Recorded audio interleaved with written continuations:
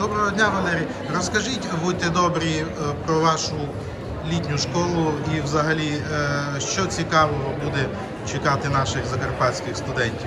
Ну, позирайте, ми тепер у просторах Пряшівського університету.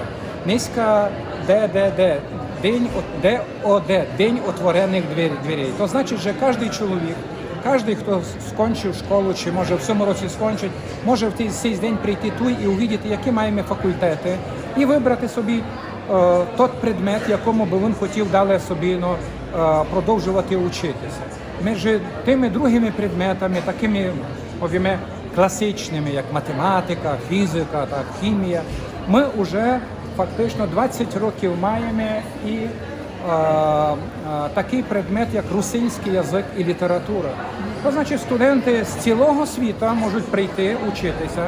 Головне, я тепер говорю, що студенти, абітурієнти з України і не мусить бути русинського походження, русинської національності.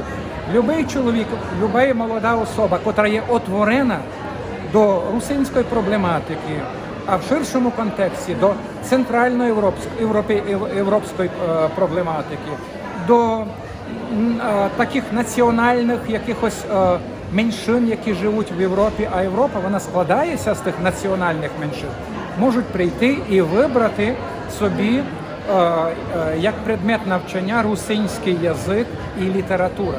Що інтересно, що Пряшівський університет функціонує як двопредметна інституція. То значить, що ви собі виберете і будете вчитися в двох комбінаціях. В комбінації з двох предметів. Приміром, один у вас буде русинський язик і література, другий можете собі вибрати, приміром, словацький язик. А може, історія, фізика, хімія. Виберете собі той предмет із педагогічних предметів, який собі хочете взяти до пари. І коли ви скончите бакалавра, а скончите магістра, на бакалавра треба вчити 3 роки, на магістра треба вчитися 2 роки, ви достанете нараз диплом, де будуть 2 спеціальності. І коли ви, приміром, йдете робити, ви можете для вашої спеціальності бути спеціалістом з русинської проблематики, з русинської і, приміром, соціальне діло, да? Соціальна служба, історик, хімік, біолог, я не знаю, словацький язик. У нас є досить популярно, і також починає бути популярним ромське відділення, де учаться люди, котрі хотіли би мати таку спеціальність, як бути спеціалістом в проблематиці, в ромській проблематиці. Є мадярське відділення.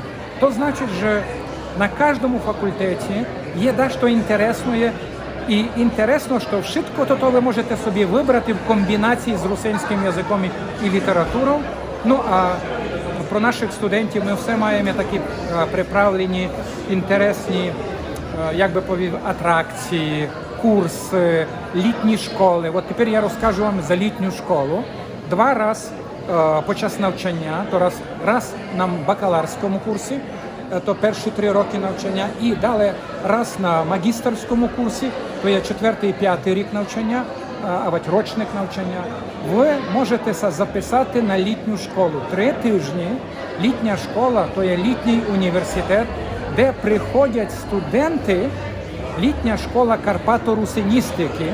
Тобто я хочу говорити, що не літня школа фізики, це географії, літня школа карпато-русиністики, де прийдуть студенти, абітурієнти, молоді учені, просто особи, котрі хотіли би це знати за русинський, запишуться з цілого світу. І так, як вони запишуться з цілого світу, то ми даємо їм деякі знання 2 потоками. Один в англійському язикові, то значить, ви можете вивчити історію русинів в англійському язикові, а можете вивчити історію русинів в русинському язикові. Ви можете вивчити русинський язик, як ви англоязичного світу, вам буде допомагати вас спеціаліст, який знає англійський язик, а наш професор нашого університету, нашого інституту, який буде вас допомагати вивчити ліпше русинський язик. Це ми говоримо за робочі дні, але п'ятниця, субота, неділя у нас широкий спектр всіляких атракцій. Ми ходимо, вивчаємо культуру і життя карпатських русинів. Тут на Словакії, ходимо на Лемківщину, до наших, то значить на територію Польщі. Уже маємо плани далі йти вивчати культуру життя карпатських русинів до Закарпатської області, то значить в Україні, так? Не кожен є, хто тепер позирає, знає, що Закарпатська область в Україні, де живе багато русинів, узнається, що около 850 тисяч русинів днеска живуть на території Закарпатської області. Що входить у такі атракції? Може один день бути, приміром, ми ходимо, учимо або позираємо на наші дерев'яні церкви.